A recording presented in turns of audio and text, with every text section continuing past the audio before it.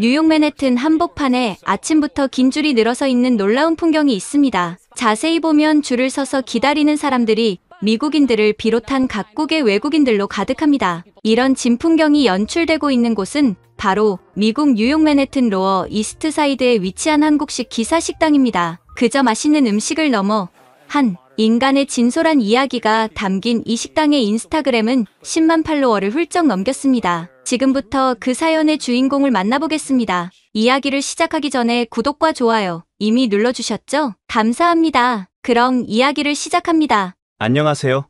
저는 미국에 사는 요리사 사이언 리입니다. 저는 미국 뉴욕 맨해튼에서 한국식 기사 식당 기사를 운영하고 있습니다. 맨해튼 로어 이스트 사이드의 아침은 늘 분주합니다. 해가 뜨기도 전 저는 새벽 4시에 일어납니다. 44세의 제 일상은 언제나 이렇게 시작됩니다. 5시까지 기사의 주방에 들어서는 것이 제 아침 일과의 시작입니다. 저는 미국 뉴욕 맨해튼에서 한국식 기사 식당 기사를 운영하고 있습니다. 제 이름은 사이언 리입니다. 한때는 꿈도 희망도 없던 이민자 소년이었지만 이제는 미슐랭 스타 셰프가 되었습니다. 매일 아침 첫 일과는 어머니에게 전수받은 방식 그대로 된장을 풀고 김치 양념을 만드는 것입니다. 손가락 사이로 된장이 부드럽게 으깨질 때마다 어머니의 손길이 떠오릅니다. 어머니는 항상 된장은 마음으로 푸는 거야 라고 말씀하셨습니다. 그 말의 의미를 이해하는 데는 오랜 시간이 걸렸습니다. 주방 벽에 걸린 흑백 사진 속 아버지는 언제나처럼 환하게 웃고 계십니다. 택시 운전석에 앉아 찍은 그 사진은 제가 미국으로 떠나기 전 마지막으로 찍은 것입니다. 가끔은 그 사진 속 아버지와 대화를 나누기도 합니다. 오늘도 잘하고 있어요, 아버지. 사진 옆으로는 이제는 유명해진 기사의 모습이 실린 뉴욕타임즈 기사가 걸려 있습니다. 맨해튼의 피어난 서울의 추억이라는 제목의 그 기사는 미슐랭 스타 셰프가 차린 소박한 한국 식당의 이야기를 다루고 있습니다. 셰프로서 화려한 성공을 거두었지만 제 손에는 여전히 요리 흉터와 화상 자국이 뚜렷합니다. 이 흉터들은 제 삶의 지도와도 같습니다. 매번 칼을 잡을 때마다 과거의 고통과 노력을 기억하게 합니다. 2022년 제임스 비어드 재단 베스트 셰프 후보에 오르며 명성을 쌓았지만 저는 여전히 주방에서 한국어와 영어가 섞인 독특한 언어로 스태프들과 소통합니다. 아침 6시 주방 직원들이 하나둘 출근하기 시작합니다. 제가 가장 좋아하는 시간입니다. 조용한 주방에서 혼자만의 시간을 가질 수 있는 마지막 순간이니까요. 이제 바쁜 하루가 시작됩니다. 저는 매일 2시간 동안 보리를 씻습니다. 다른 직원들에게 맡길 수도 있지만 이 일만큼은 꼭 제가 직접 합니다. 보리의 꾸덕한 색과 냄새는 이제는 사라진 을지로의 그 식당을 떠올리게 합니다. 30년도 더 된 기억이지만 아버지가 좋아하시던 보리 비빔밥의 맛은 아직도 혀끝에 선명합니다. 창밖으로는 벌써 긴 줄이 만들어지고 있습니다. 뉴욕 토박이들, 관광객들, 그리고 한국인들까지. 저는 그들을 바라보며 감사한 마음을 느낍니다. 그들은 단순히 한 끼를 위해 이곳에 선 것이 아닙니다. 어쩌면 그들도 각자의 추억 속 어떤 맛을 찾고 있는지도 모르겠습니다. 이제 세계 최고의 도시에서 미슐랭 스타 셰프가 된 저지만 어쩌면 아직도 12살 그 여름날 아버지를 기다리고 있는지도 모르겠습니다. 이제 제 이야기를 들려드리려 합니다. 12살 어느 여름날 을지로의 좁은 골목길에서 시작된 이 긴 여정의 이야기를 말입니다. 지금도 가끔 그날의 아침을 떠올립니다. 1993년 여름 을지로 좁은 골목길, 하얀 수증기를 내뿜는 국밥집들 사이로 아버지의 등을 따라 걸었던 그 여름날을 당시 저는 12살이었고 그것이 아버지와의 마지막 아침이 될 것이라고는 상상조차 하지 못했습니다. 아버지는 매일 새벽 4시에 출근하셨습니다. 택시 운전을 하시던 아버지는 늘 첫 손님을 태우기 전 을지로의 기사식당에서 든든하게 한 끼를 드시곤 했습니다. 그날도 평소와 다르지 않았습니다. 다만 처음으로 제가 아버지의 아침 식사에 동행했다는 것만이 달랐을 뿐입니다. 여름방학이 시작된 지 얼마 되지 않았던 그날 저는 막연한 호기심에 아버지를 따라 나섰습니다. 새벽 공기는 서늘했고 도시는 아직 잠에서 깨어나지 않은 듯 했습니다. 아버지는 평소보다 조금 늦게 출발하셨습니다. 제가 따라온다고 하니 오늘은 특별히 늦게 나가야겠다 웃으셨던 것이 기억납니다. 을지로 기사식당은 좁은 골목 안쪽에 있었습니다. 낡은 간판 아래 조그만 문을 열고 들어가면 묵직한 된장국 냄새가 코를 찔렀습니다. 그 향기는 지금도 제 기억 속에 생생합니다. 가끔은 기사의 주방에서 그 향기를 재현하려 노력하지만 완벽히 똑같지는 않습니다. 아마도 그 시절의 공기와 그 시절에 제 마음이 없기 때문일 것입니다. 아버지는 늘 그랬듯 보리 비빔밥을 주문하셨고 저는 제육볶음을 시켰습니다. 주방에서는 프라이팬이 달그락거리는 소리가 끊임없이 들려왔고 식당 안은 택시 기사들의 담소로 가득했습니다. 그들 대부분은 아버지의 오랜 동료였고 저를 보자 반갑게 맞아주었습니다. 야, 이봐 택, 아들 데리고 왔네? 다들 아버지를 택이라고 불렀습니다. 지금 생각해보면 성함의 마지막 글자를 따서 부른 것 같습니다. 여기 보리 비빔밥이 서울에서 제일이야. 아버지는 늘 이 말씀을 하셨습니다. 고슬고슬한 보리밥에 간간한 나물과 고추장을 비벼 드시는 모습은 마치 의식과도 같았습니다. 저는 그때 처음으로 아버지의 보리 비빔밥을 한 숟가락 얻어 먹었습니다. 낯선 맛이었지만 이상하게도 친숙했습니다. 어쩌면 그것은 아버지의 맛이었는지도 모릅니다. 그 식사가 우리의 마지막이 될 줄은 아무도 몰랐습니다. 그날 오후 졸음 운전을 하던 화물차가 신호대기 중이던 아버지의 택시를 들이받았다는 전화를 받았습니다. 서울대학교 병원 응급실로 달려갔지만 이미 아버지는 돌아오지 않는 길을 떠나고 없었습니다. 순식간에 찾아온 이별이었습니다. 장례식장에는 아버지의 택시 동료들이 모여 그분의 선한 일화들을 들려주었습니다. 어떤 분은 매번 병원에 가는 노인에게 택시비를 받지 않았다는 이야기를, 또 어떤 분은 비 오는 날 우산도 없이 걸어가는 학생들을 무료로 태워주곤 했다는 이야기를 들려주었습니다. 저는 그제서야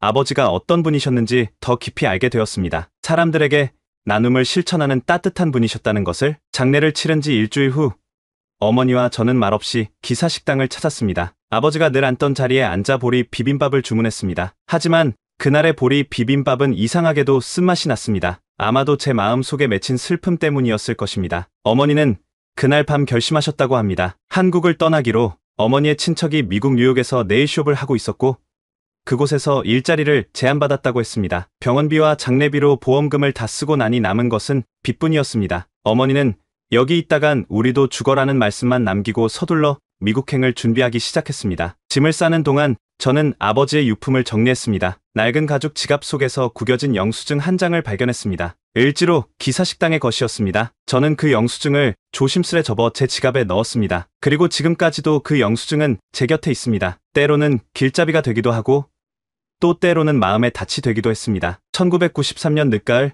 인천공항에서 우리는 뉴욕행 비행기에 올랐습니다. 이륙하는 비행기 창밖으로 서울의 밤거리가 반짝였습니다. 어딘가에 을지로의 기사식당도 있었겠지요. 12살 소년의 가슴에는 아버지와의 마지막 아침 식사의 기억과 그 맛이 깊이 새겨졌습니다. 그 기억은 이제 맨해튼의 기사라는 이름으로 다시 태어났습니다. 뉴욕의 첫 겨울은 유난히도 추웠습니다. 1993년 겨울, 퀸즈의 한인타운 근처 반지하 원룸에서 어머니와 저는 하나뿐인 전기장판을 나눠 덮은 채 밤을 보냈습니다. 영하의 기온 속에서 난방비를 아끼기 위해 전기장판 하나에 의존해야 했던 그 시간들이 아직도 생생합니다. 창문으로 스며드는 찬 공기는 서울의 겨울과는 달랐고 길거리의 영혼은 여전히 낯설기만 했습니다. 이곳에서의 새로운 삶은 상상했던 것보다 훨씬 더 고되었습니다. 어머니는 친척이 운영하는 네일숍에서 일을 시작하셨습니다. 아침 9시부터 밤 9시까지 하루 12시간을 손님들의 발을 만지며 살균제 냄새를 맡아야 했습니다. 몇 달이 지나자 어머니의 손목에는 통증이 찾아왔고 진통제에 의존하는 날들이 많아졌습니다. 의료보험도 없는 상황에서 병원에 갈 엄두도 내지 못했습니다. 처음에는 영어를 알아듣지 못해 손님들의 요구 사항을 제대로 이해하지 못하는 일이 많았고 그럴 때마다 듣게 되는 싸늘한 말들은 어머니의 어깨를 더욱 무겁게 만들었습니다. 그럼에도 어머니는 웃음을 잃지 않으셨습니다. 괜찮아, 사연, 우리는 할 수 있어 라고 매일 밤 저에게 말씀하셨습니다. 중학교에 입학한 저는 ESL 반에 배정받았습니다. 수업 시간마다 선생님의 말씀을 듣기 위해 안간힘을 써야 했고 쉬는 시간이면 혼자 구석에 앉아 영어 단어장을 펼쳐 들었습니다. 같은 반 아이들은 대부분 히스패닉이었고 저는 그들 사이에서도 외톨이였습니다. 급식 대신 싸온 도시락에서 나는 김치 냄새를 놀리는 아이들도 있었습니다. 하지만 그 도시락은 어머니가 새벽에 일어나 정성껏 싸주신 것이었기에 저는 꼭 참고 혼자 맛있게 먹었습니다. 지금 생각해보면 그 시절의 김치 도시락이 제가 뉴욕 미식계의 한식의 맛을 전파하게 된 첫 계기였는지도 모르겠습니다. 1994년 봄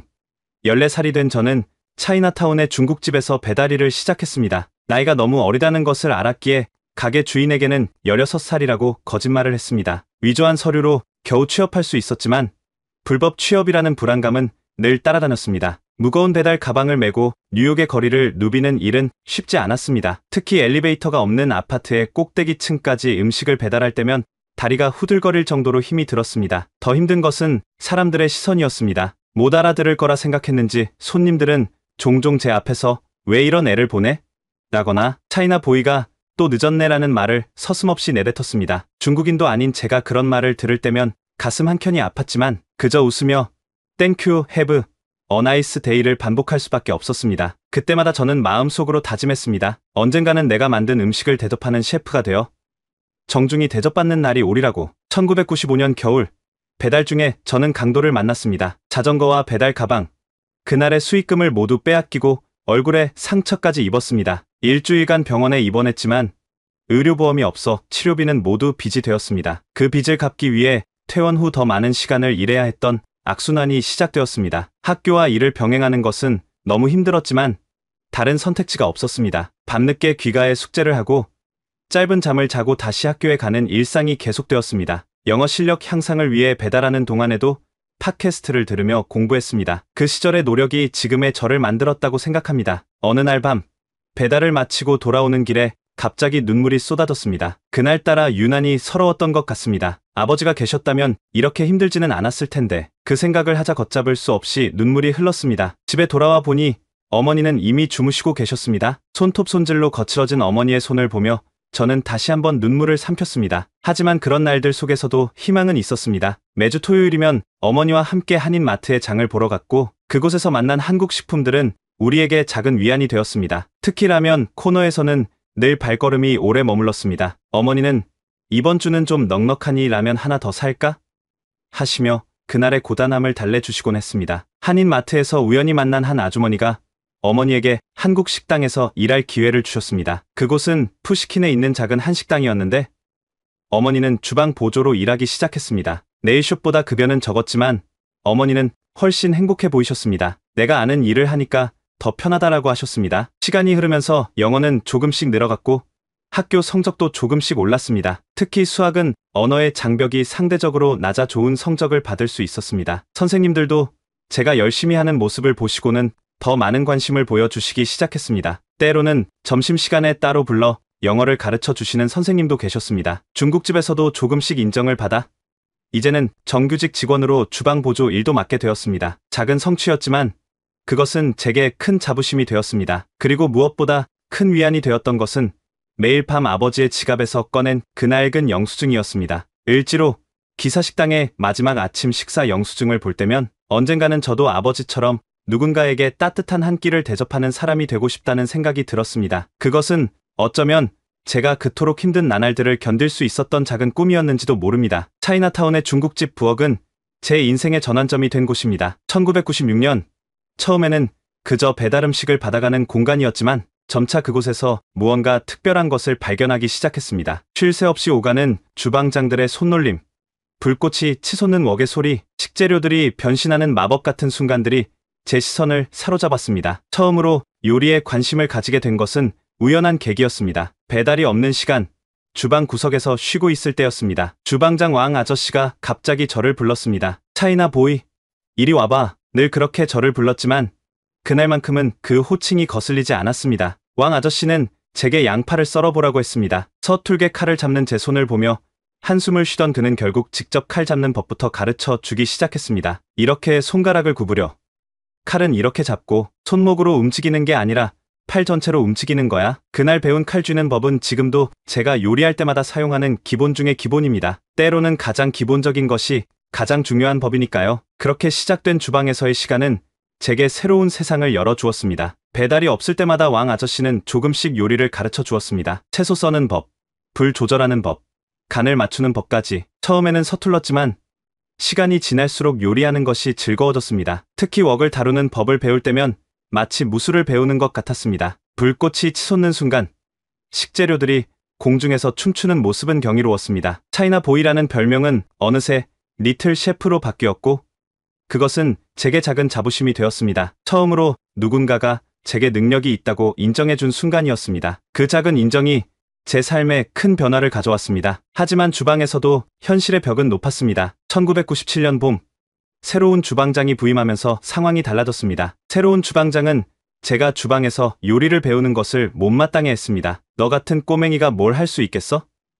대달이나 열심히 해라는 말을 수도 없이 들어야 했습니다. 동양인이라고 해서 다 요리를 잘하는 건 아니야 라며 비웃음을 듣기도 했습니다. 하지만 그럴수록 더 열심히 했습니다. 학교가 끝나면 곧장 중국집으로 달려와 배달을 했고 틈나는 대로 주방 일을 도왔습니다. 심지어 무급으로도 주방 보조를 하게 해달라고 부탁했습니다. 새벽에는 일찍 와서 주방 청소를 자청했고 밤에는 가장 늦게까지 남아 정리를 도왔습니다. 점차 주방에서의 제 존재감이 커져갔습니다. 바쁜 시간에는 어느새 제가 간단한 튀김 요리를 맡게 되었고 볶음밥을 만드는 일도 배우게 되었습니다. 새로운 주방장도 조금씩 저를 인정하기 시작했습니다. 너 생각보다 손맛이 있네라는 말을 들었을 때의 그 기쁨은 아직도 잊을 수 없습니다. 1998년 중식 조리사 자격증 취득을 위한 야간 과정에 등록했습니다. 학교와 일을 병행하며 공부하는 것은 쉽지 않았지만 요리에 대한 열정은 그 어려움을 이겨낼 수 있게 해주었습니다. 어느 날 밤 주방을 청소하다가 문득 깨달았습니다. 제가 요리를 하고 있을 때가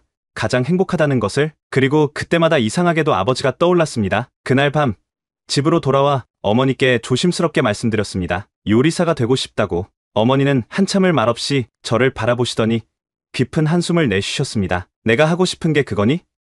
그럼 해봐. 엄마임에도 내 꿈을 막을 순 없구나. 그리고 어머니는 놀랍게도 뉴욕의 유명 한인 요리사 박종우 셰프를 알고 계셨습니다. 네일숍에 단골로 오시는 분의 소개로 알게 된 분이었습니다. 어머니는 저를 데리고 그분을 찾아가 어떻게 하면 제가 요리사의 꿈을 이룰 수 있을지 조언을 구했습니다. 그렇게 저는 고등학교를 다니면서 주말마다 박 셰프의 레스토랑에서 설거지를 하게 되었습니다. 그곳에서 처음으로 제대로 된 주방의 시스템을 배웠고 요리사가 되기 위해 무엇을 준비해야 하는지 알게 되었습니다. 무엇보다 중요한 것은 그곳에서 한식의 매력을 재발견하게 되었다는 점입니다. 힘들었지만 그때의 경험은 제 인생의 소중한 밑거름이 되었습니다. 1999년 고등학교를 졸업한 저는 꿈에 그리던 뉴욕 요리학교 컬리너리 인스티튜트 오브 아메리카에 입학했습니다. 학비를 충당하기 위해 장학금을 신청했고 부족한 부분은 아르바이트로 메꿔야 했습니다. 요리학교에 입학하던 날 저는 처음으로 하얀색 셰프의 유니폼을 입어보았습니다. 하얀 조리복을 입고 거울을 보는 순간 마치 다른 사람이 된 것 같았습니다. 하지만 그것은 시작에 불과했습니다. 프렌치 퀴진 중심의 커리큘럼은 제게 전혀 새로운 세계였습니다. 중국집 주방에서 배웠던 감으로 하는 요리와는 전혀 달랐습니다. 모든 것이 정확한 그램 단위로 측정되어야 했고 온도와 시간은 초 단위로 맞춰야 했습니다. 칼질을 할 때는 각도까지 신경 써야 했고 플레이팅은 마치 미술 작품을 만드는 것 같았습니다. 특히 어려웠던 것은 용어였습니다. 브레제, 누아즈, 에스파뇰, 프랑스어 요리 용어들은 제 혀 속에서 계속해서 꼬였습니다. 수업 중에 교수님이 갑자기 질문을 던질 때면 머릿속이 하얘지기 일쑤였습니다. 어떤 날은 발음이 서툴다는 이유로 동기들의 웃음거리가 되기도 했습니다. 2000년 봄 첫 실습 평가에서 저는 소스를 만들다가 실수로 냄비를 태웠습니다. 교수님은 제 앞에서 그 냄비를 쓰레기통에 던지시며 말씀하셨습니다. 너는 아직 이걸 요리라고 부를 자격도 없어. 그날 밤 저는 새벽까지 남아 소스 만드는 법을 연습했습니다. 실수는 용납되지 않았고 완벽함만이 요구되었습니다. 누구보다 늦게 시작했기에 저는 누구보다 더 열심히 해야 했습니다. 주말에는 뉴욕 다운타운의 프렌치 비스트로에서 아르바이트를 했습니다. 처음에는 설거지와 채소 다듬기만 했습니다. 하루 종일 서서 일하다 보면 다리가 퉁퉁 부었고 손은 뜨거운 물에 데어 갈라졌습니다. 주방에서는 계급이 철저했고 명령은 절대적이었습니다. 예스 셰프라는 말은 제 입에 붙어있는 주문과도 같았습니다. 동양인이라는 편견은 여전했습니다. 어떤 셰프는 제게 너는 스시나 만들지 그래라고 비꼬았고 또 어떤 이는 중국 요리나 하지 왜 프렌치를 하려고 하니?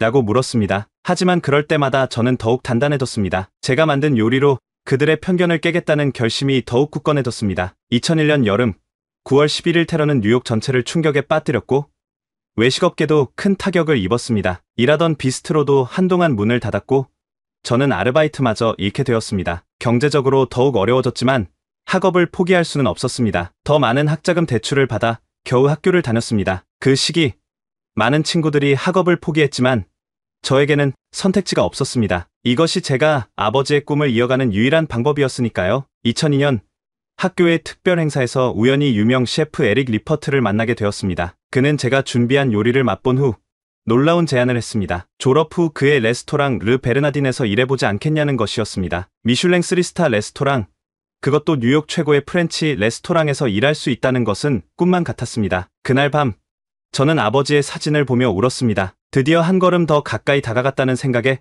가슴이 벅찼습니다. 요리학교에서의 마지막 해는 가장 어려웠지만 동시에 가장 빛나는 시간이기도 했습니다. 최종 프로젝트에서 저는 한국 전통 발효, 기법을 활용한 프렌치 코스를 선보였고 교수님들로부터 극찬을 받았습니다. 졸업을 앞두고 제 안에는 새로운 확신이 자라났습니다. 저는 단순히 요리사가 아닌 두 문화를 잇는 다리가 되고 싶었습니다. 한국의 맛과 서양의 테크닉을 결합한 새로운 음식의 세계를 만들고 싶었습니다. 지금 돌이켜보면 그 모든 어려움과 도전은 제가 더 단단한 셰프로 성장하는 데 필요한 과정이었습니다. 매일 밤 지갑에서 꺼내보던 아버지의 마지막 영수증이 저에게 준 힘은 그 어떤 학위보다 값진 것이었습니다. 2003년 요리학교를 졸업한 저는 꿈에 그리던 미슐랭 3스타 레스토랑 르 베르나딘에 취업했습니다. 주방 계급 중 가장 낮은 직급인 코미로 시작한 저의 도전은 그렇게 첫걸음을 내딛었습니다. 에릭 리퍼트 셰프 밑에서 일하는 것은 영광이었지만 그만큼 압박감도 컸습니다. 매일 16시간씩 근무하며 육체적, 정신적 한계를 시험받았습니다. 처음 몇 달간은 매일 울며 집에 돌아왔습니다. 하지만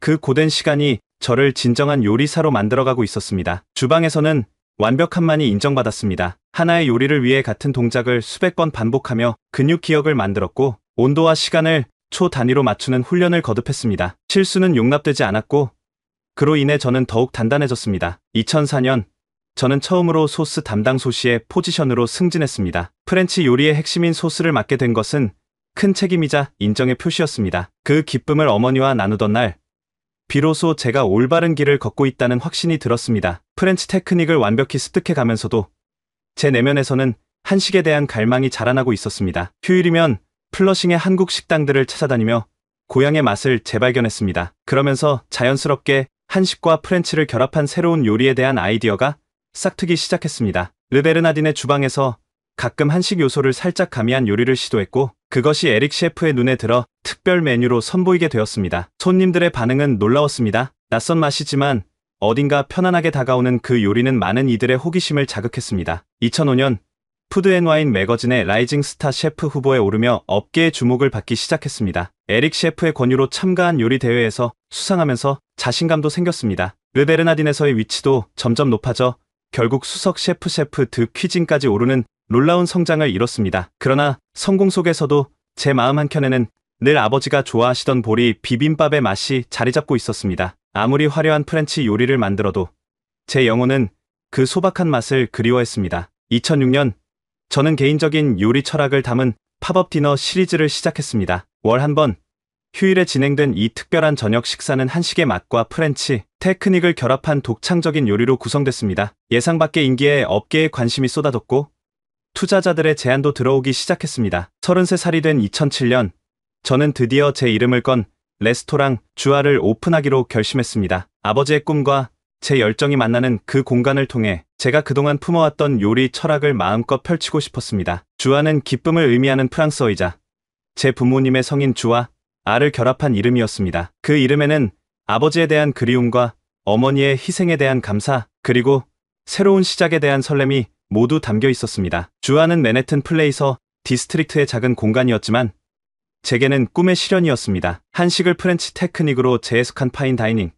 그것은 제가 그동안 꿈꿔왔던 모든 것이었습니다. 오픈 초기부터 반응은 뜨거웠습니다. 뉴욕타임즈의 유명 음식 평론가가 찾아왔고 오픈 3개월 만에 별 3개 만점의 찬사를 받았습니다. 이어서 각종 미디어에 관심이 쏟아졌습니다. 한식의 새로운 해석, 동양과 서양의 완벽한 조화, 뉴욕 다이닝의 새로운 발견, 찬사가 이어졌고 예약은 6달 전부터 마감되는 상황이 됐습니다. 메뉴는 철저하게 제 경험과 기억을 담았습니다. 어머니의 김치찌개를 영감으로 한 랍스터 비스크, 을지로 기사식당의 제육볶음에서 영감을 얻은 이베리코 폭립, 그리고 코스의 마지막을 장식하는 보리 리조또까지 모든 요리에는 제 인생의 이야기가 담겨 있었습니다. 2008년 오픈 1년 만에 미슐랭 원스타를 받았습니다. 제가 미슐랭 가이드에 이름을 올린 최연소 한인 셰프가 되었다는 기사가 나왔고 많은 매체에서 인터뷰를 요청해 왔습니다. GQ, 본 아페티, 푸드앤와인 등 유명 매체의 커버를 장식하기도 했습니다. 텔레비전 요리 프로그램에 출연 제의가 들어왔고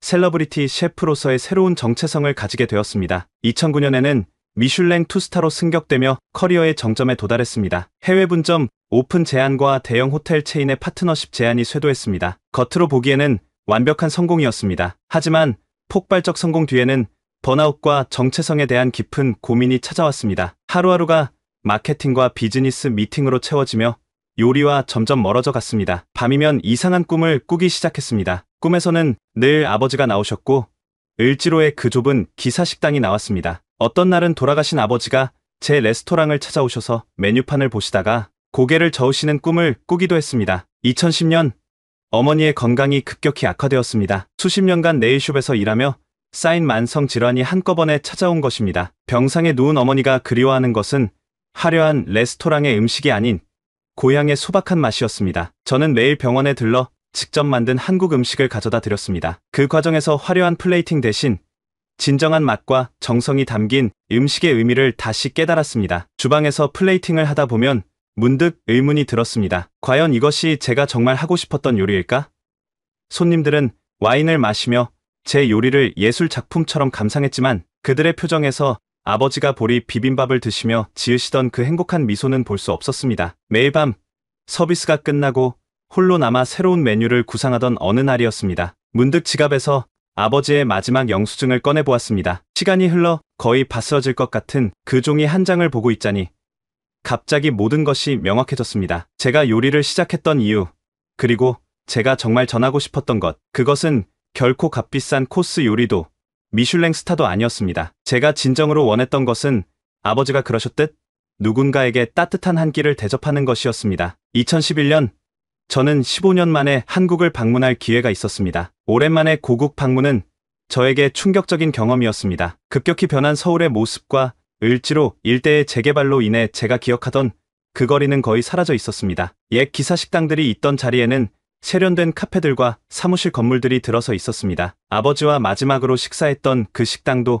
이미 문을 닫은 지 오래였습니다. 그 모습을 보며 가슴이 아팠습니다. 우리의 추억이, 그리고 우리의 맛이 사라져가고 있다는 생각에 마음이 무거워졌습니다. 예정된 일주일 일정을 한 달로 연장한 저는 남아있는 몇 안 되는 전통 기사 식당들을 찾아다녔습니다. 그곳에서 만난 노인 주방장들의 이야기를 듣고 그들의 손맛을 배우며 잊고 있던 맛의 기억을 되살렸습니다. 더 나아가 제주도 해녀들, 안동 종가집 종부, 전주, 비빔밥 장인 등 전통 음식 명인들을 찾아다니며 한국 음식의 본질에 대해 깊이 고민했습니다. 그들에게서 배운 것은 기술이 아닌 음식에 대한 마음가짐이었습니다. 한국에서 돌아온 후 저는 주아의 방향성에 대해 심각한 고민에 빠졌습니다. 그리고 그때 결심했습니다. 어쩌면 지금이야말로 제가 진정으로 해야 할 일을 시작할 때라고. 2012년 저는 충격적인 결정을 내렸습니다. 미슐랭 투스타 레스토랑 주아를 전격 폐업한 것입니다. 업계와 미디어는 이해함과 비판의 목소리를 높였습니다. 미친 결정이라는 주변의 반응이 대부분이었습니다. 투자자들과의 갈등과 법적 분쟁이 이어졌고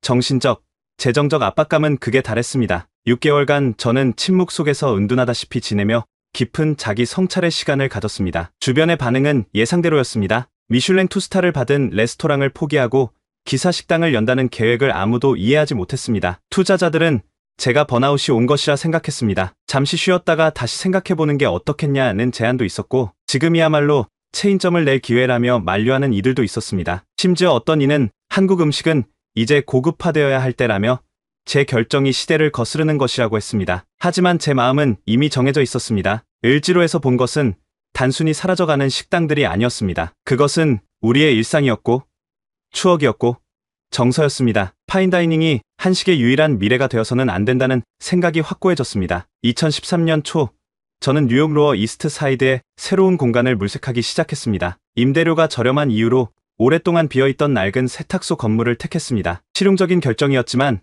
그곳이야말로 제가 꿈꾸던 기사 식당의 모습과 닮아 있었습니다. 기존 파인다이닝 투자자들 대신 소규모 크라우드 펀딩으로 자금을 모았습니다. 뜻밖에도 많은 한인들과 음식 애호가들이 제 새로운 도전에 힘을 보태주었습니다. 그리고 저는 왜 기사 식당인가라는 제목의 공개 편지를 통해 제 결정의 이유를 설명했습니다. 아버지와의 마지막 아침 식사, 그리고 사라져가는 우리의 맛에 대한 진솔한 이야기는 많은 이들의 가슴을 울렸고 예상치 못한 지지를 받게 되었습니다. 2013년 여름, 낡은 세탁소를 기사 식당으로 개조하는 힘든 리노베이션이 시작되었습니다. 저는 가능한 한 을지로 기사 식당의 분위기를 재현하기 위해 디자인에 많은 공을 들였습니다. 주방은 오픈 키친으로 설계해 요리하는 모습이 손님들에게 보이도록 했습니다. 르베르나딘이나 주아에서 사용하던 고급 식기 대신 전통 스테인리스 그릇과 반찬통을 도입했습니다. 테이블과 의자도 플라스틱과 스테인리스를 활용해 옛 기사 식당의 소박한 느낌을 살렸습니다. 인테리어를 진행하는 동안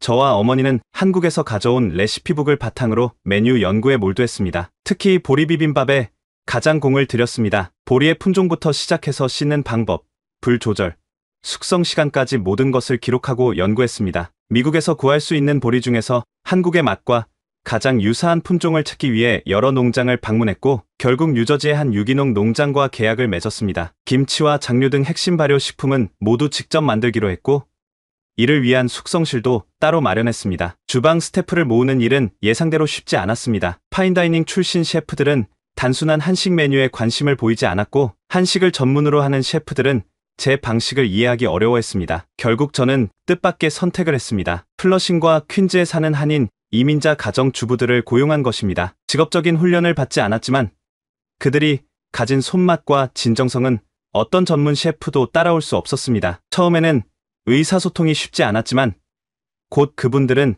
제 비전을 이해하고 열정적으로 동참해 주셨습니다. 특히 60대의 이명자 여사는 어머니에게 직접 배운 김치 담그는 법으로 우리 식당의 대표 김치를 책임지게 되었습니다. 메뉴는 단순하지만 정성이 가득한 것들로 구성했습니다. 보리비빔밥, 제육볶음, 된장찌개를 중심으로 계절에 따라 변화를 주는 구성이었습니다. 가격도 합리적으로 책정해 많은 사람들이 부담 없이 찾을 수 있도록 했습니다. 이런 커뮤니티 중심의 비즈니스 모델은 처음부터 이윤 추구보다는 문화 보존에 중점을 둔 것이었습니다. 오픈 전 지역 주민과 근로자들을 초대한 무료 시식회를 열었고 이것이 입소문을 타며 기대감을 높였습니다. 2013년 가을 기사는 마침내 소프트 오픈을 시작했습니다. 초기에는 주로 한인들이 찾아왔지만 점차 뉴욕 현지인들의 발길도 이어졌습니다. 예상 밖의 초기 호응에 저와 스태프들은 더욱 힘을 내어 일했습니다. 단순한 음식점이 아닌 한국 음식 문화와 이야기를 전하는 작은 문화 공간으로서의 정체성을 확립해 나갔습니다. 매일 아침 문을 열기 전 스태프들과 함께하는 식사 시간은 마치 가족 모임 같은 따뜻함이 있었고 그 분위기는 자연스럽게 손님들에게도 전해졌습니다. 2014년 초 예상치 못한 일이 벌어졌습니다. 뉴욕타임즈의 유명 음식 칼럼니스트 피트 웰스가 기사를 방문했고 놀랍게도 극찬 리뷰를 게재한 것입니다. 맨해튼의 피어난 서울의 시간과 공간이라는 의미심장한 제목의 리뷰는 기사를 하루아침에 뉴욕의 핫스팟으로 만들었습니다. 리뷰가 나간 다음 날부터 새벽마다 기사 문 앞에는 긴 줄이 늘어섰습니다. 뉴욕 토박이들, 유럽에서 온 관광객들, 심지어 한국 음식을 한 번도 맛보지 않은 사람들까지 찾아왔습니다. 그들이 원한 것은 단순한 식사가 아닌 리뷰에 묘사된 진정성 있는 경험이었습니다. 오픈 6개월 만에 기사는 이터 뉴욕의 올해의 레스토랑으로 선정되었고 곧이어 미슐랭 가이드의 빕 구르망 가성비 좋은 식당에 이름을 올리게 되었습니다. 파인다이닝 주하에서 받은 미슐랭 스타와는 다른 종류의 인정이었지만 그 의미는 더욱 특별했습니다. 유명 배우들과 셀러브리티들도 기사를 찾기 시작했습니다. 그들은 소셜미디어에 보리비빔밥 사진을 올리며 뉴욕의 숨은 보석이라고 소개했고 이는 추가적인 홍보 효과를 가져왔습니다. 2015년 CNN은 기사를 세계에서 가장 맛있는 아침 식당 10곳 중 하나로 선정했습니다. 아침 6시부터 오후 3시까지의 독특한 영업시간은 기사만의 차별화 포인트가 되었습니다. 뉴욕의 아침 풍경이 달라졌다는 기사도 나왔습니다. 이제 여름이면 새벽 4시부터 기사 앞에 줄을 서는 사람들 때문에 인근 상권도 활기를 띠게 되었습니다. 한국 방송사들도 기사를 찾아왔습니다. 다큐멘터리 촬영이 이어졌고 저는 뜻밖에도 한국에서도 유명인사가 되었습니다. 뉴욕에서 한국의 맛을 지키는 셰프라는 타이틀로 여러 인터뷰에 응했고 한국 음식의 세계화에 대한 제 생각을 나눌 기회도 많아졌습니다. 2016년 가장 기쁜 변화는 어머니의 건강이 호전되어 주방에 정식으로 합류하게 된 것이었습니다. 어머니의 손맛이 더해진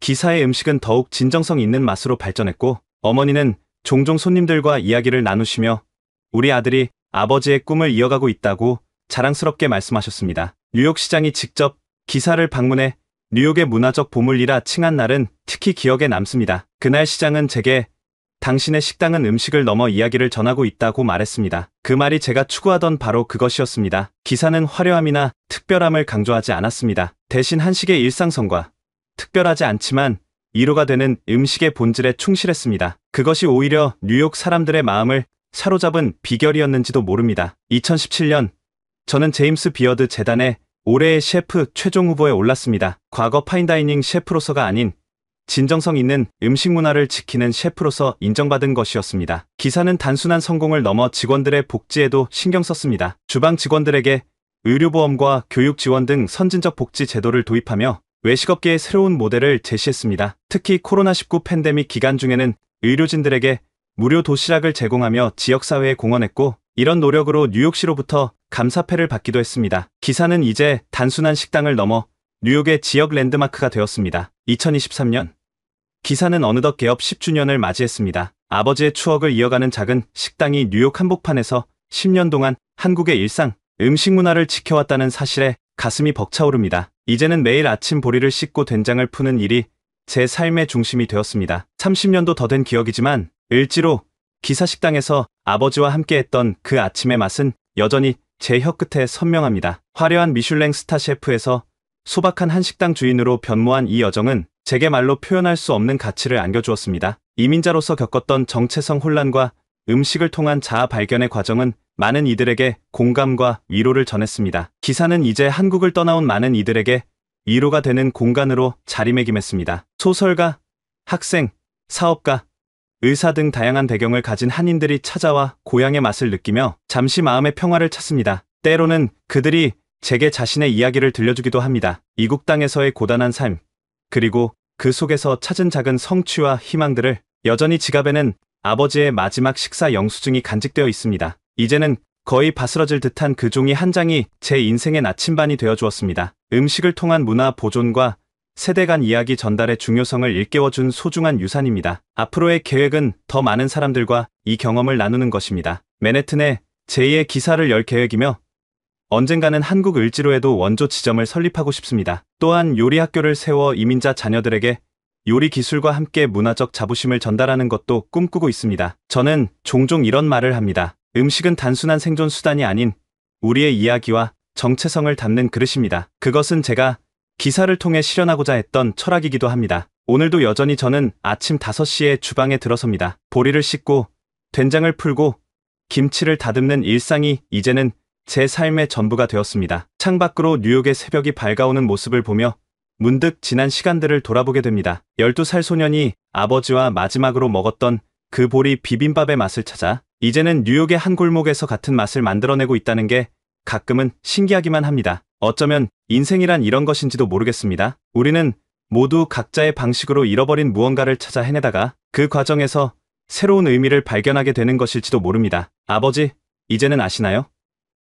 당신의 아들이 여기 뉴욕에서 우리의 맛을 지켜가고 있다는 것을, 그리고 그 맛을 찾아 많은 이들이 모여들고 새로운 이야기가 시작되고 있다는 것을. 작은 영수증 한 장에 담긴 우리의 추억이 이제는 더 큰 이야기가 되어 흐르고 있습니다. 오늘의 이야기는 여기까지입니다. 정말 가슴 뭉클한 감동 스토리인데요. 안타까운 시련을 이겨내고 머나먼 미국 땅에서 일구어낸 한국의 맛과 그 성공 스토리는 우리 한국인들만의 끈기와 정체성에 대한 자부심이 묻어나는 것 같네요. 오늘의 이야기가 좋으셨다면 구독과 좋아요, 알람 설정 부탁드려요. 다음에도 감동적인 이야기로 찾아뵙겠습니다. 지금까지 코리아 원더풀이었습니다. 감사합니다. 뉴욕 맨해튼 한복판에 아침부터 긴 줄이 늘어서 있는 놀라운 풍경이 있습니다. 자세히 보면 줄을 서서 기다리는 사람들이 미국인들을 비롯한 각국의 외국인들로 가득합니다. 이런 진풍경이 연출되고 있는 곳은 바로 미국 뉴욕 맨해튼 로어 이스트 사이드에 위치한 한국식 기사 식당입니다. 그저 맛있는 음식을 넘어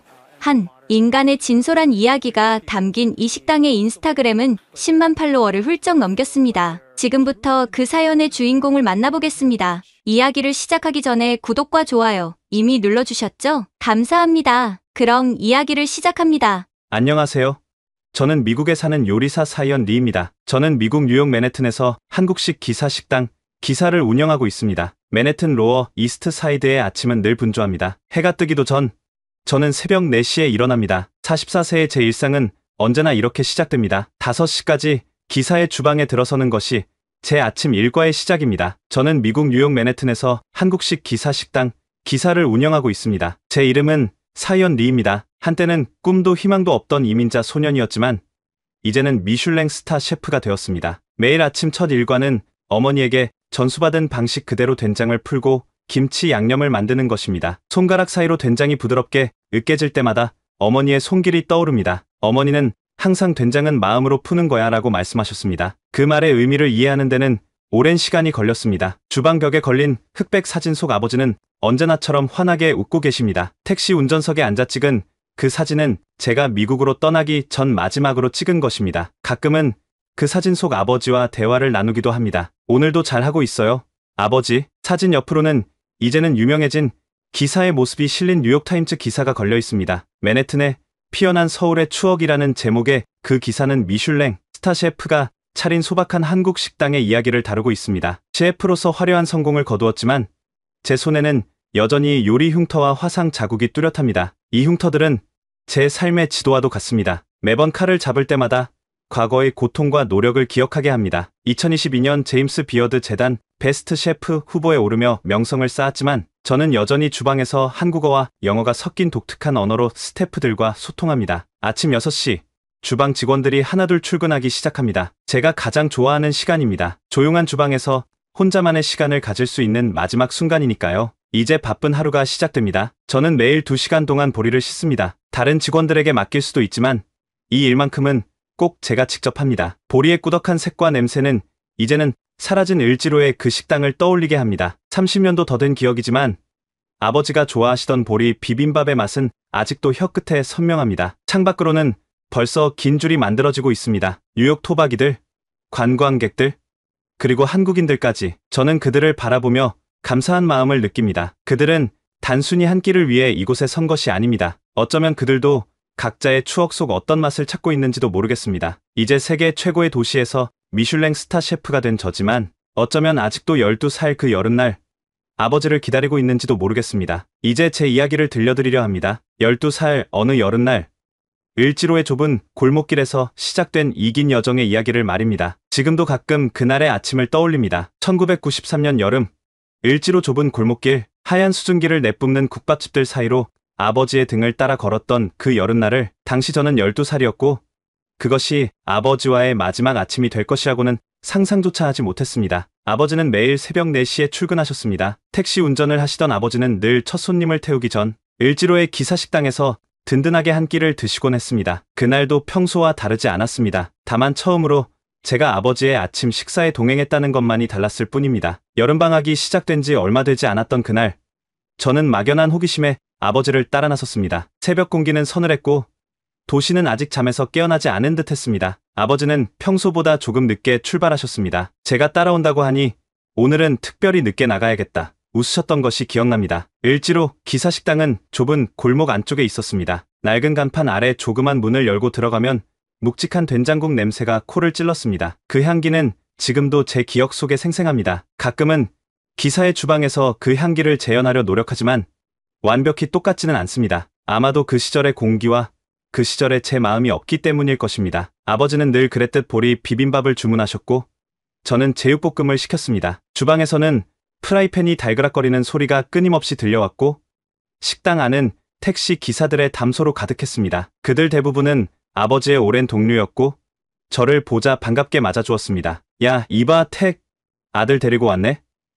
다들 아버지를 택이라고 불렀습니다. 지금 생각해보면 성함의 마지막 글자를 따서 부른 것 같습니다. 여기 보리 비빔밥이 서울에서 제일이야. 아버지는 늘 이 말씀을 하셨습니다. 고슬고슬한 보리밥에 간간한 나물과 고추장을 비벼 드시는 모습은 마치 의식과도 같았습니다. 저는 그때 처음으로 아버지의 보리 비빔밥을 한 숟가락 얻어 먹었습니다. 낯선 맛이었지만 이상하게도 친숙했습니다. 어쩌면 그것은 아버지의 맛이었는지도 모릅니다. 그 식사가 우리의 마지막이 될 줄은 아무도 몰랐습니다. 그날 오후 졸음 운전을 하던 화물차가 신호대기 중이던 아버지의 택시를 들이받았다는 전화를 받았습니다. 서울대학교 병원 응급실로 달려갔지만 이미 아버지는 돌아오지 않는 길을 떠나고 없었습니다. 순식간에 찾아온 이별이었습니다. 장례식장에는 아버지의 택시 동료들이 모여 그분의 선한 일화들을 들려주었습니다. 어떤 분은 매번 병원에 가는 노인에게 택시비를 받지 않았다는 이야기를, 또 어떤 분은 비 오는 날 우산도 없이 걸어가는 학생들을 무료로 태워주곤 했다는 이야기를 들려주었습니다. 저는 그제서야 아버지가 어떤 분이셨는지 더 깊이 알게 되었습니다. 사람들에게 나눔을 실천하는 따뜻한 분이셨다는 것을. 장례를 치른 지 일주일 후 어머니와 저는 말없이 기사식당을 찾았습니다. 아버지가 늘 앉던 자리에 앉아 보리 비빔밥을 주문했습니다. 하지만 그날의 보리 비빔밥은 이상하게도 쓴맛이 났습니다. 아마도 제 마음 속에 맺힌 슬픔 때문이었을 것입니다. 어머니는 그날 밤 결심하셨다고 합니다. 한국을 떠나기로. 어머니의 친척이 미국 뉴욕에서 네일숍을 하고 있었고 그곳에서 일자리를 제안받았다고 했습니다. 병원비와 장례비로 보험금을 다 쓰고 나니 남은 것은 빚뿐이었습니다. 어머니는 여기 있다간 우리도 죽어라는 말씀만 남기고 서둘러 미국행을 준비하기 시작했습니다. 짐을 싸는 동안 저는 아버지의 유품을 정리했습니다. 낡은 가죽 지갑 속에서 구겨진 영수증 한 장을 발견했습니다. 을지로 기사식당의 것이었습니다. 저는 그 영수증을 조심스레 접어 제 지갑에 넣었습니다. 그리고 지금까지도 그 영수증은 제 곁에 있습니다. 때로는 길잡이가 되기도 하고 또 때로는 마음의 닻이 되기도 했습니다. 1993년 늦가을 인천공항에서 우리는 뉴욕행 비행기에 올랐습니다. 이륙하는 비행기 창밖으로 서울의 밤거리가 반짝였습니다. 어딘가에 을지로의 기사식당도 있었겠지요. 12살 소년의 가슴에는 아버지와의 마지막 아침 식사의 기억과 그 맛이 깊이 새겨졌습니다. 그 기억은 이제 맨해튼의 기사라는 이름으로 다시 태어났습니다. 뉴욕의 첫 겨울은 유난히도 추웠습니다. 1993년 겨울, 퀸즈의 한인타운 근처 반지하 원룸에서 어머니와 저는 하나뿐인 전기장판을 나눠 덮은 채 밤을 보냈습니다. 영하의 기온 속에서 난방비를 아끼기 위해 전기장판 하나에 의존해야 했던 그 시간들이 아직도 생생합니다. 창문으로 스며드는 찬 공기는 서울의 겨울과는 달랐고 길거리의 영혼은 여전히 낯설기만 했습니다. 이곳에서의 새로운 삶은 상상했던 것보다 훨씬 더 고되었습니다. 어머니는 친척이 운영하는 네일숍에서 일을 시작하셨습니다. 아침 9시부터 밤 9시까지 하루 12시간을 손님들의 발을 만지며 살균제 냄새를 맡아야 했습니다. 몇 달이 지나자 어머니의 손목에는 통증이 찾아왔고 진통제에 의존하는 날들이 많아졌습니다. 의료보험도 없는 상황에서 병원에 갈 엄두도 내지 못했습니다. 처음에는 영어를 알아듣지 못해 손님들의 요구 사항을 제대로 이해하지 못하는 일이 많았고 그럴 때마다 듣게 되는 싸늘한 말들은 어머니의 어깨를 더욱 무겁게 만들었습니다. 그럼에도 어머니는 웃음을 잃지 않으셨습니다. 괜찮아, 사연, 우리는 할 수 있어 라고 매일 밤 저에게 말씀하셨습니다. 중학교에 입학한 저는 ESL 반에 배정받았습니다. 수업 시간마다 선생님의 말씀을 듣기 위해 안간힘을 써야 했고 쉬는 시간이면 혼자 구석에 앉아 영어 단어장을 펼쳐 들었습니다. 같은 반 아이들은 대부분 히스패닉이었고 저는 그들 사이에서도 외톨이였습니다. 급식 대신 싸온 도시락에서 나는 김치 냄새를 놀리는 아이들도 있었습니다. 하지만 그 도시락은 어머니가 새벽에 일어나 정성껏 싸주신 것이었기에 저는 꼭 참고 혼자 맛있게 먹었습니다. 지금 생각해보면 그 시절의 김치 도시락이 제가 뉴욕 미식계의 한식의 맛을 전파하게 된 첫 계기였는지도 모르겠습니다. 1994년 봄 14살이 된 저는 차이나타운의 중국집에서 배달일을 시작했습니다. 나이가 너무 어리다는 것을 알았기에 가게 주인에게는 16살이라고 거짓말을 했습니다. 위조한 서류로 겨우 취업할 수 있었지만 불법 취업이라는 불안감은 늘 따라다녔습니다. 무거운 배달 가방을 메고 뉴욕의 거리를 누비는 일은 쉽지 않았습니다. 특히 엘리베이터가 없는 아파트의 꼭대기층까지 음식을 배달할 때면 다리가 후들거릴 정도로 힘이 들었습니다. 더 힘든 것은 사람들의 시선이었습니다. 못 알아들을 거라 생각했는지 손님들은 종종 제 앞에서 왜 이런 애를 보내? 라거나 차이나 보이가 또 늦었네라는 말을 서슴없이 내뱉었습니다. 중국인도 아닌 제가 그런 말을 들을 때면 가슴 한켠이 아팠지만 그저 웃으며 Thank you, have a nice day를 반복할 수밖에 없었습니다. 그때마다 저는 마음속으로 다짐했습니다. 언젠가는 내가 만든 음식을 대접하는 셰프가 되어 정중히 대접받는 날이 오리라고. 1995년 겨울 배달 중에 저는 강도를 만났습니다. 자전거와 배달 가방, 그날의 수익금을 모두 빼앗기고 얼굴에 상처까지 입었습니다. 일주일간 병원에 입원했지만 의료보험이 없어 치료비는 모두 빚이 되었습니다. 그 빚을 갚기 위해 퇴원 후 더 많은 시간을 일해야 했던 악순환이 시작되었습니다. 학교와 일을 병행하는 것은 너무 힘들었지만 다른 선택지가 없었습니다. 밤늦게 귀가해 숙제를 하고 짧은 잠을 자고 다시 학교에 가는 일상이 계속되었습니다. 영어 실력 향상을 위해 배달하는 동안에도 팟캐스트를 들으며 공부했습니다. 그 시절의 노력이 지금의 저를 만들었다고 생각합니다. 어느 날 밤 배달을 마치고 돌아오는 길에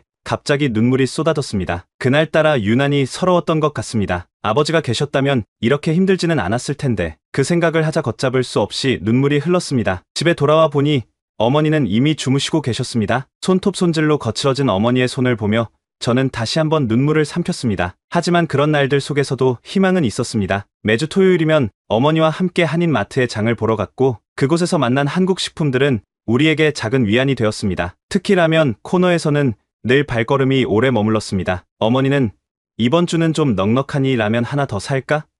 하시며 그날의 고단함을 달래주시곤 했습니다. 한인마트에서 우연히 만난 한 아주머니가 어머니에게 한국 식당에서 일할 기회를 주셨습니다. 그곳은 푸시킨에 있는 작은 한식당이었는데 어머니는 주방 보조로 일하기 시작했습니다. 네일숍보다 급여는 적었지만 어머니는 훨씬 행복해 보이셨습니다. 내가 아는 일을 하니까 더 편하다라고 하셨습니다. 시간이 흐르면서 영어는 조금씩 늘어갔고 학교 성적도 조금씩 올랐습니다. 특히 수학은 언어의 장벽이 상대적으로 낮아 좋은 성적을 받을 수 있었습니다. 선생님들도 제가 열심히 하는 모습을 보시고는 더 많은 관심을 보여주시기 시작했습니다. 때로는 점심시간에 따로 불러 영어를 가르쳐 주시는 선생님도 계셨습니다. 중국집에서도 조금씩 인정을 받아 이제는 정규직 직원으로 주방 보조 일도 맡게 되었습니다. 작은 성취였지만 그것은 제게 큰 자부심이 되었습니다. 그리고 무엇보다 큰 위안이 되었던 것은 매일 밤 아버지의 지갑에서 꺼낸 그 낡은 영수증이었습니다. 을지로 기사식당의 마지막 아침 식사 영수증을 볼 때면 언젠가는 저도 아버지처럼 누군가에게 따뜻한 한 끼를 대접하는 사람이 되고 싶다는 생각이 들었습니다. 그것은 어쩌면 제가 그토록 힘든 나날들을 견딜 수 있었던 작은 꿈이었는지도 모릅니다. 차이나타운의 중국집 부엌은 제 인생의 전환점이 된 곳입니다. 1996년 처음에는 그저 배달 음식을 받아가는 공간이었지만 점차 그곳에서 무언가 특별한 것을 발견하기 시작했습니다. 쉴 새 없이 오가는 주방장들의 손놀림, 불꽃이 치솟는 웍의 소리, 식재료들이 변신하는 마법 같은 순간들이 제 시선을 사로잡았습니다. 처음으로 요리에 관심을 가지게 된 것은 우연한 계기였습니다. 배달이 없는 시간, 주방 구석에서 쉬고 있을 때였습니다. 주방장 왕 아저씨가 갑자기 저를 불렀습니다. 차이나 보이, 이리 와봐. 늘 그렇게 저를 불렀지만 그날만큼은 그 호칭이 거슬리지 않았습니다. 왕 아저씨는 제게 양파를 썰어보라고 했습니다. 서툴게 칼을 잡는 제 손을 보며 한숨을 쉬던 그는 결국 직접 칼 잡는 법부터 가르쳐 주기 시작했습니다. 이렇게 손가락을 구부려. 칼은 이렇게 잡고 손목으로 움직이는 게 아니라 팔 전체로 움직이는 거야. 그날 배운 칼 쥐는 법은 지금도 제가 요리할 때마다 사용하는 기본 중의 기본입니다. 때로는 가장 기본적인 것이 가장 중요한 법이니까요. 그렇게 시작된 주방에서의 시간은 제게 새로운 세상을 열어주었습니다. 배달이 없을 때마다 왕 아저씨는 조금씩 요리를 가르쳐 주었습니다. 채소 써는 법, 불 조절하는 법, 간을 맞추는 법까지. 처음에는 서툴렀지만 시간이 지날수록 요리하는 것이 즐거워졌습니다. 특히 웍을 다루는 법을 배울 때면 마치 무술을 배우는 것 같았습니다. 불꽃이 치솟는 순간 식재료들이 공중에서 춤추는 모습은 경이로웠습니다. 차이나 보이라는 별명은 어느새 리틀 셰프로 바뀌었고 그것은 제게 작은 자부심이 되었습니다. 처음으로 누군가가 제게 능력이 있다고 인정해준 순간이었습니다. 그 작은 인정이 제 삶에 큰 변화를 가져왔습니다. 하지만 주방에서도 현실의 벽은 높았습니다. 1997년 봄, 새로운 주방장이 부임하면서 상황이 달라졌습니다. 새로운 주방장은 제가 주방에서 요리를 배우는 것을 못마땅해 했습니다. 너 같은 꼬맹이가 뭘 할 수 있겠어? 대달이나 열심히 해라는 말을 수도 없이 들어야 했습니다. 동양인이라고 해서 다 요리를 잘하는 건 아니야 라며 비웃음을 듣기도 했습니다. 하지만 그럴수록 더 열심히 했습니다. 학교가 끝나면 곧장 중국집으로 달려와 배달을 했고 틈나는 대로 주방 일을 도왔습니다. 심지어 무급으로도 주방 보조를 하게 해달라고 부탁했습니다. 새벽에는 일찍 와서 주방 청소를 자청했고 밤에는 가장 늦게까지 남아 정리를 도왔습니다. 점차 주방에서의 제 존재감이 커져갔습니다. 바쁜 시간에는 어느새 제가 간단한 튀김 요리를 맡게 되었고 볶음밥을 만드는 일도 배우게 되었습니다. 새로운 주방장도 조금씩 저를 인정하기 시작했습니다. 너 생각보다 손맛이 있네라는 말을 들었을 때의 그 기쁨은 아직도 잊을 수 없습니다. 1998년 중식조리사 자격증 취득을 위한 야간 과정에 등록했습니다. 학교와 일을 병행하며 공부하는 것은 쉽지 않았지만 요리에 대한 열정은 그 어려움을 이겨낼 수 있게 해주었습니다. 어느 날 밤 주방을 청소하다가 문득 깨달았습니다. 제가 요리를 하고 있을 때가 가장 행복하다는 것을. 그리고 그때마다 이상하게도 아버지가 떠올랐습니다. 그날 밤 집으로 돌아와 어머니께 조심스럽게 말씀드렸습니다. 요리사가 되고 싶다고. 어머니는 한참을 말없이 저를 바라보시더니 깊은 한숨을 내쉬셨습니다. 내가 하고 싶은 게 그거니?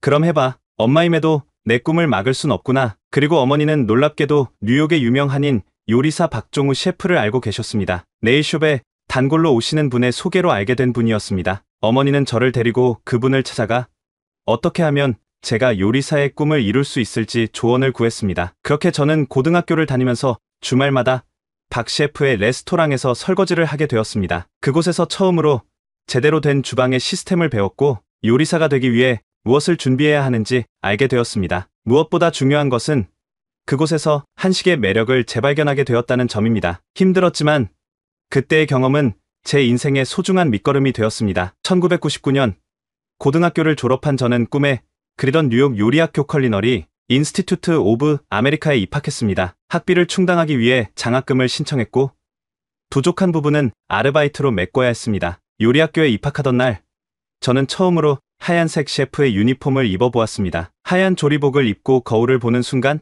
마치 다른 사람이 된 것 같았습니다. 하지만 그것은 시작에 불과했습니다. 프렌치 퀴진 중심의 커리큘럼은 제게 전혀 새로운 세계였습니다. 중국집 주방에서 배웠던 감으로 하는 요리와는 전혀 달랐습니다. 모든 것이 정확한 그램 단위로 측정되어야 했고 온도와 시간은 초 단위로 맞춰야 했습니다. 칼질을 할 때는 각도까지 신경 써야 했고 플레이팅은 마치 미술 작품을 만드는 것 같았습니다. 특히 어려웠던 것은 용어였습니다. 브레제, 누아즈, 에스파뇰, 프랑스어, 요리 용어들은 제 혀 속에서 계속해서 꼬였습니다. 수업 중에 교수님이 갑자기 질문을 던질 때면 머릿속이 하얘지기 일쑤였습니다. 어떤 날은 발음이 서툴다는 이유로 동기들의 웃음거리가 되기도 했습니다. 2000년 봄, 첫 실습 평가에서 저는 소스를 만들다가 실수로 냄비를 태웠습니다. 교수님은 제 앞에서 그 냄비를 쓰레기통에 던지시며 말씀하셨습니다. 너는 아직 이걸 요리라고 부를 자격도 없어. 그날 밤 저는 새벽까지 남아 소스 만드는 법을 연습했습니다. 실수는 용납되지 않았고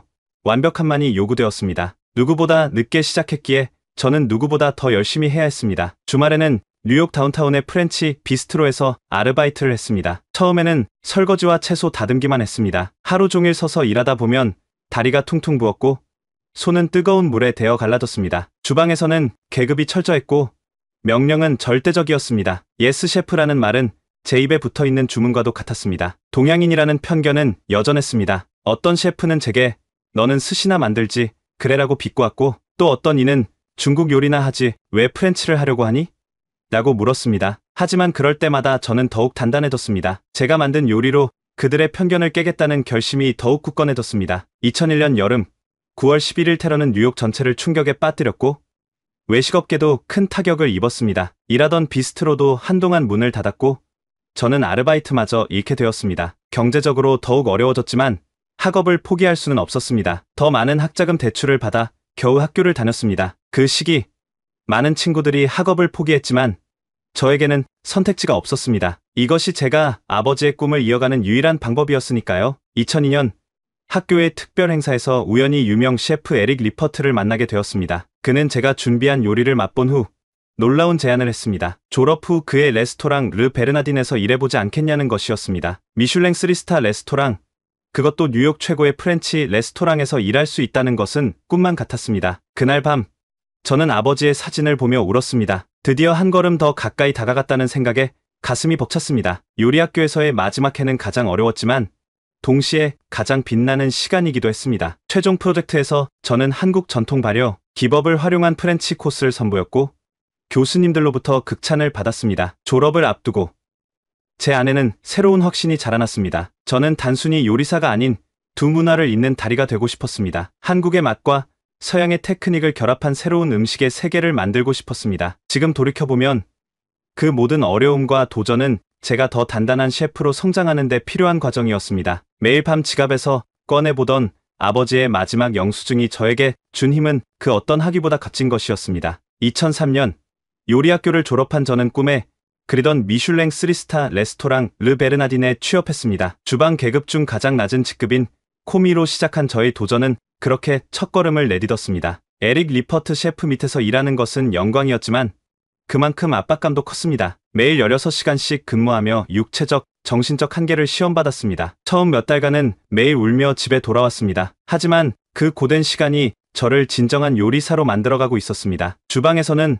완벽함만이 인정받았습니다. 하나의 요리를 위해 같은 동작을 수백 번 반복하며 근육 기억을 만들었고 온도와 시간을 초 단위로 맞추는 훈련을 거듭했습니다. 실수는 용납되지 않았고 그로 인해 저는 더욱 단단해졌습니다. 2004년 저는 처음으로 소스 담당 소시의 포지션으로 승진했습니다. 프렌치 요리의 핵심인 소스를 맡게 된 것은 큰 책임이자 인정의 표시였습니다. 그 기쁨을 어머니와 나누던 날 비로소 제가 올바른 길을 걷고 있다는 확신이 들었습니다. 프렌치 테크닉을 완벽히 습득해 가면서도 제 내면에서는 한식에 대한 갈망이 자라나고 있었습니다. 휴일이면 플러싱의 한국 식당들을 찾아다니며 고향의 맛을 재발견했습니다. 그러면서 자연스럽게 한식과 프렌치를 결합한 새로운 요리에 대한 아이디어가 싹트기 시작했습니다. 르베르나딘의 주방에서 가끔 한식 요소를 살짝 가미한 요리를 시도했고 그것이 에릭 셰프의 눈에 들어 특별 메뉴로 선보이게 되었습니다. 손님들의 반응은 놀라웠습니다. 낯선 맛이지만 어딘가 편안하게 다가오는 그 요리는 많은 이들의 호기심을 자극했습니다. 2005년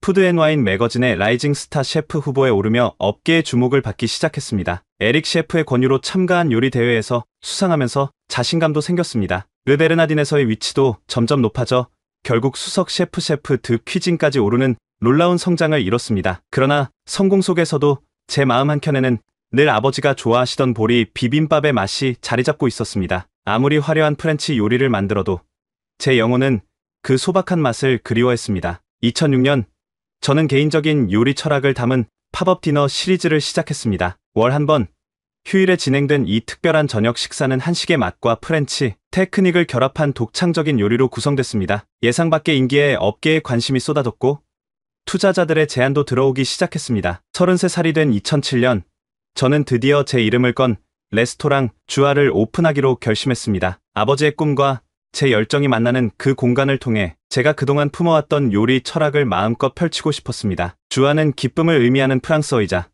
제 부모님의 성인 주와 아를 결합한 이름이었습니다. 그 이름에는 아버지에 대한 그리움과 어머니의 희생에 대한 감사, 그리고 새로운 시작에 대한 설렘이 모두 담겨 있었습니다. 주아는 맨해튼 플레이서 디스트릭트의 작은 공간이었지만 제게는 꿈의 실현이었습니다. 한식을 프렌치 테크닉으로 재해석한 파인 다이닝. 그것은 제가 그동안 꿈꿔왔던 모든 것이었습니다. 오픈 초기부터 반응은 뜨거웠습니다. 뉴욕타임즈의 유명 음식 평론가가 찾아왔고 오픈 3개월 만에 별 3개 만점의 찬사를 받았습니다. 이어서 각종 미디어에 관심이 쏟아졌습니다. 한식의 새로운 해석, 동양과 서양의 완벽한 조화, 뉴욕 다이닝의 새로운 발견, 찬사가 이어졌고 예약은 6달 전부터 마감되는 상황이 됐습니다. 메뉴는 철저하게 제 경험과 기억을 담았습니다. 어머니의 김치찌개를 영감으로 한 랍스터 비스크, 을지로 기사식당의 제육볶음에서 영감을 얻은 이베리코 폭립, 그리고 코스의 마지막을 장식하는 보리 리조또까지 모든 요리에는 제 인생의 이야기가 담겨 있었습니다. 2008년 오픈 1년 만에 미슐랭 원스타를 받았습니다. 제가 미슐랭 가이드에 이름을 올린 최연소 한인 셰프가 되었다는 기사가 나왔고 많은 매체에서 인터뷰를 요청해 왔습니다. GQ, 본 아페티, 푸드앤와인 등 유명 매체의 커버를 장식하기도 했습니다. 텔레비전 요리 프로그램에 출연 제의가 들어왔고 셀러브리티 셰프로서의 새로운 정체성을 가지게 되었습니다. 2009년에는 미슐랭 투스타로 승격되며 커리어의 정점에 도달했습니다. 해외 분점 오픈 제안과 대형 호텔 체인의 파트너십 제안이 쇄도했습니다. 겉으로 보기에는 완벽한 성공이었습니다. 하지만 폭발적 성공 뒤에는 번아웃과 정체성에 대한 깊은 고민이 찾아왔습니다. 하루하루가 마케팅과 비즈니스 미팅으로 채워지며 요리와 점점 멀어져 갔습니다. 밤이면 이상한 꿈을 꾸기 시작했습니다. 꿈에서는 늘 아버지가 나오셨고 을지로의 그 좁은 기사식당이 나왔습니다. 어떤 날은 돌아가신 아버지가 제 레스토랑을 찾아오셔서 메뉴판을 보시다가 고개를 저으시는 꿈을 꾸기도 했습니다. 2010년 어머니의 건강이 급격히 악화되었습니다. 수십 년간 네일숍에서 일하며 쌓인 만성 질환이 한꺼번에 찾아온 것입니다. 병상에 누운 어머니가 그리워하는 것은 화려한 레스토랑의 음식이 아닌 고향의 소박한 맛이었습니다. 저는 매일 병원에 들러 직접 만든 한국 음식을 가져다 드렸습니다. 그 과정에서 화려한 플레이팅 대신 진정한 맛과 정성이 담긴 음식의 의미를 다시 깨달았습니다. 주방에서 플레이팅을 하다 보면 문득 의문이 들었습니다. 과연 이것이 제가 정말 하고 싶었던 요리일까? 손님들은 와인을 마시며 제 요리를 예술 작품처럼 감상했지만 그들의 표정에서 아버지가 보리 비빔밥을 드시며 지으시던 그 행복한 미소는 볼 수 없었습니다. 매일 밤 서비스가 끝나고 홀로 남아 새로운 메뉴를 구상하던 어느 날이었습니다. 문득 지갑에서 아버지의 마지막 영수증을 꺼내보았습니다. 시간이 흘러 거의 바스러질 것 같은 그 종이 한 장을 보고 있자니 갑자기 모든 것이 명확해졌습니다. 제가 요리를 시작했던 이유, 그리고 제가 정말 전하고 싶었던 것, 그것은 결코 값비싼 코스 요리도 미슐랭 스타도 아니었습니다. 제가 진정으로 원했던 것은 아버지가 그러셨듯 누군가에게 따뜻한 한 끼를 대접하는 것이었습니다. 2011년 저는 15년 만에 한국을 방문할 기회가 있었습니다. 오랜만에 고국 방문은 저에게 충격적인 경험이었습니다. 급격히 변한 서울의 모습과 을지로 일대의 재개발로 인해 제가 기억하던 그 거리는 거의 사라져 있었습니다. 옛 기사식당들이 있던 자리에는 세련된 카페들과 사무실 건물들이 들어서 있었습니다. 아버지와 마지막으로 식사했던 그 식당도 이미 문을 닫은 지 오래였습니다. 그 모습을 보며 가슴이 아팠습니다. 우리의 추억이, 그리고 우리의 맛이 사라져가고 있다는 생각에 마음이 무거워졌습니다. 예정된 일주일 일정을 한 달로 연장한 저는 남아있는 몇 안 되는 전통 기사 식당들을 찾아다녔습니다. 그곳에서 만난 노인 주방장들의 이야기를 듣고 그들의 손맛을 배우며 잊고 있던 맛의 기억을 되살렸습니다. 더 나아가 제주도 해녀들, 안동 종가집 종부, 전주, 비빔밥 장인 등 전통 음식 명인들을 찾아다니며 한국 음식의 본질에 대해 깊이 고민했습니다. 그들에게서 배운 것은 기술이 아닌 음식에 대한 마음가짐이었습니다. 한국에서 돌아온 후 저는 주아의 방향성에 대해 심각한 고민에 빠졌습니다. 그리고 그때 결심했습니다. 어쩌면 지금이야말로 제가 진정으로 해야 할 일을 시작할 때라고. 2012년 저는 충격적인 결정을 내렸습니다. 미슐랭 투스타 레스토랑 주아를 전격 폐업한 것입니다. 업계와 미디어는 이해함과 비판의 목소리를 높였습니다. 미친 결정이라는 주변의 반응이 대부분이었습니다. 투자자들과의 갈등과 법적 분쟁이 이어졌고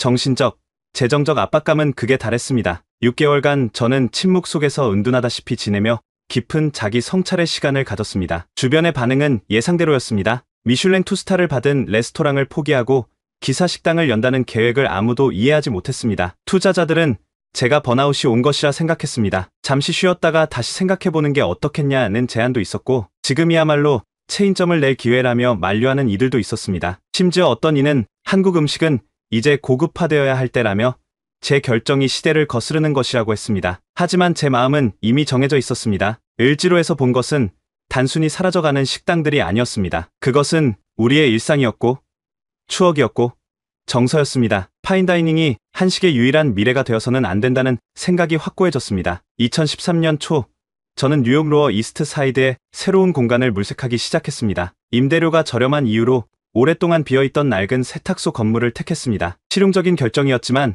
그곳이야말로 제가 꿈꾸던 기사 식당의 모습과 닮아 있었습니다. 기존 파인다이닝 투자자들 대신 소규모 크라우드 펀딩으로 자금을 모았습니다. 뜻밖에도 많은 한인들과 음식 애호가들이 제 새로운 도전에 힘을 보태주었습니다. 그리고 저는 왜 기사 식당인가라는 제목의 공개 편지를 통해 제 결정의 이유를 설명했습니다. 아버지와의 마지막 아침 식사, 그리고 사라져가는 우리의 맛에 대한 진솔한 이야기는 많은 이들의 가슴을 울렸고 예상치 못한 지지를 받게 되었습니다. 2013년 여름, 낡은 세탁소를 기사 식당으로 개조하는 힘든 리노베이션이 시작되었습니다. 저는 가능한 한 을지로 기사 식당의 분위기를 재현하기 위해 디자인에 많은 공을 들였습니다. 주방은 오픈 키친으로 설계해 요리하는 모습이 손님들에게 보이도록 했습니다. 르베르나딘이나 주아에서 사용하던 고급 식기 대신 전통 스테인리스 그릇과 반찬통을 도입했습니다. 테이블과 의자도 플라스틱과 스테인리스를 활용해 옛 기사 식당의 소박한 느낌을 살렸습니다. 인테리어를 진행하는 동안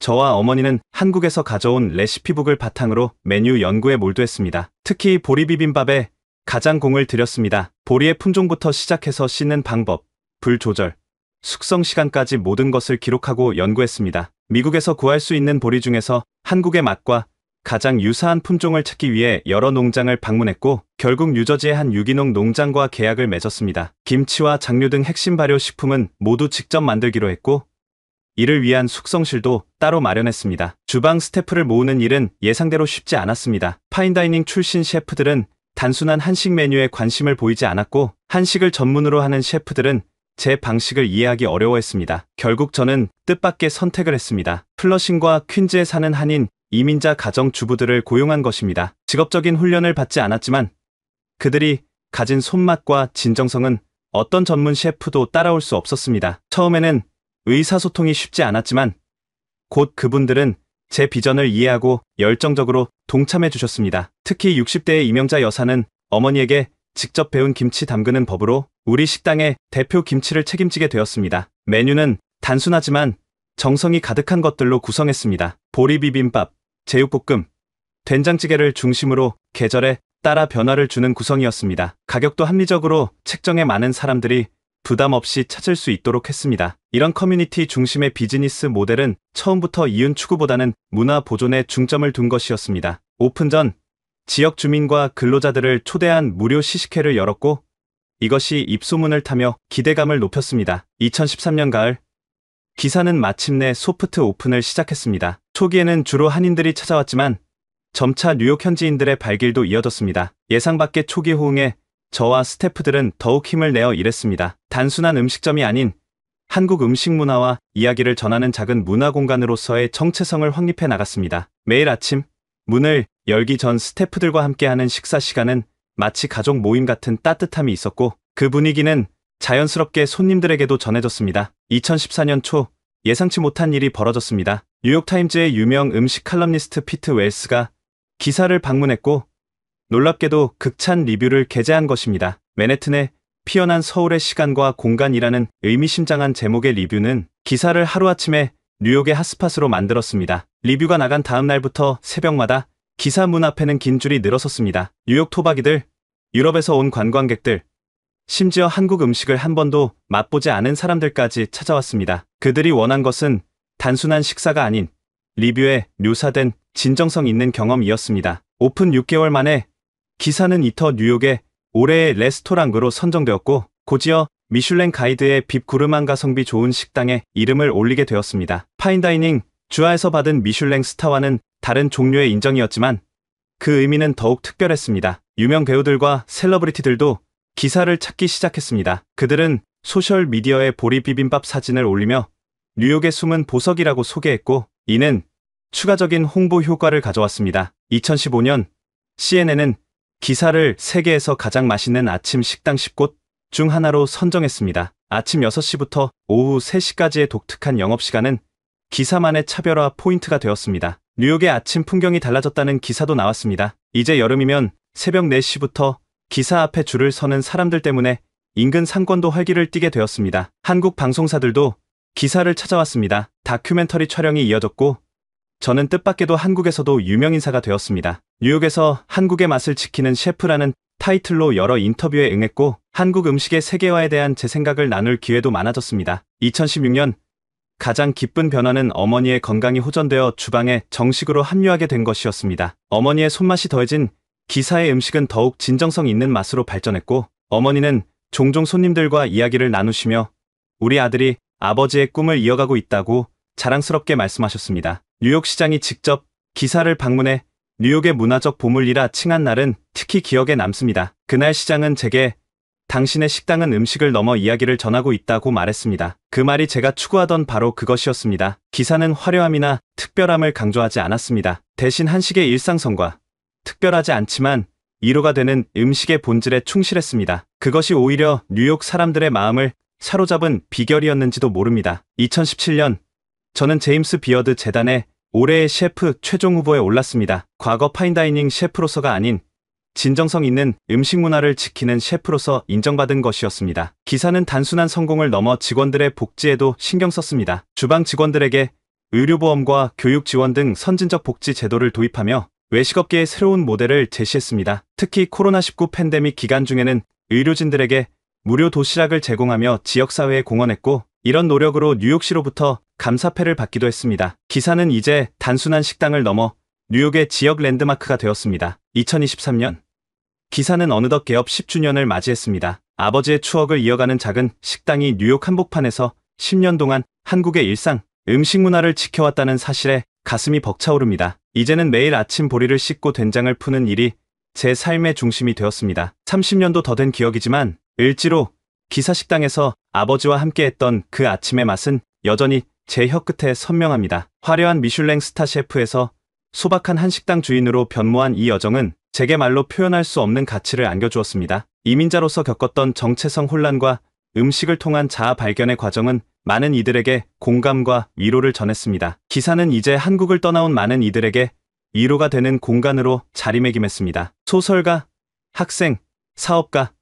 의사 등 다양한 배경을 가진 한인들이 찾아와 고향의 맛을 느끼며 잠시 마음의 평화를 찾습니다. 때로는 그들이 제게 자신의 이야기를 들려주기도 합니다. 이국 땅에서의 고단한 삶, 그리고 그 속에서 찾은 작은 성취와 희망들을 여전히 지갑에는 아버지의 마지막 식사 영수증이 간직되어 있습니다. 이제는 거의 바스러질 듯한 그 종이 한 장이 제 인생의 나침반이 되어주었습니다. 음식을 통한 문화 보존과 세대 간 이야기 전달의 중요성을 일깨워준 소중한 유산입니다. 앞으로의 계획은 더 많은 사람들과 이 경험을 나누는 것입니다. 맨해튼에 제2의 기사를 열 계획이며 언젠가는 한국 을지로에도 원조 지점을 설립하고 싶습니다. 또한 요리 학교를 세워 이민자 자녀들에게 요리 기술과 함께 문화적 자부심을 전달하는 것도 꿈꾸고 있습니다. 저는 종종 이런 말을 합니다. 음식은 단순한 생존 수단이 아닌 우리의 이야기와 정체성을 담는 그릇입니다. 그것은 제가 기사를 통해 실현하고자 했던 철학이기도 합니다. 오늘도 여전히 저는 아침 5시에 주방에 들어섭니다. 보리를 씻고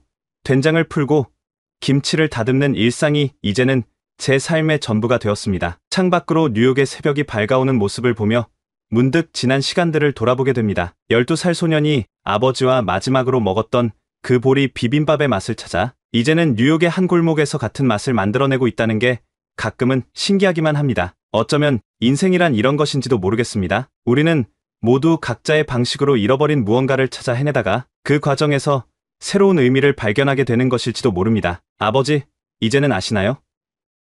당신의 아들이 여기 뉴욕에서 우리의 맛을 지켜가고 있다는 것을, 그리고 그 맛을 찾아 많은 이들이 모여들고 새로운 이야기가 시작되고 있다는 것을, 작은 영수증 한 장에 담긴 우리의 추억이 이제는 더 큰 이야기가 되어 흐르고 있습니다. 오늘의 이야기는 여기까지입니다. 정말 가슴 뭉클한 감동 스토리인데요. 안타까운 시련을 이겨내고 머나먼 미국 땅에서 일구어낸 한국의 맛과 그 성공 스토리는 우리 한국인들만의 끈기와 정체성에 대한 자부심이 묻어나는 것 같네요. 오늘의 이야기가 좋으셨다면 구독과 좋아요, 알람 설정 부탁드려요. 다음에도 감동적인 이야기로 찾아뵙겠습니다. 지금까지 코리아 원더풀이었습니다. 감사합니다.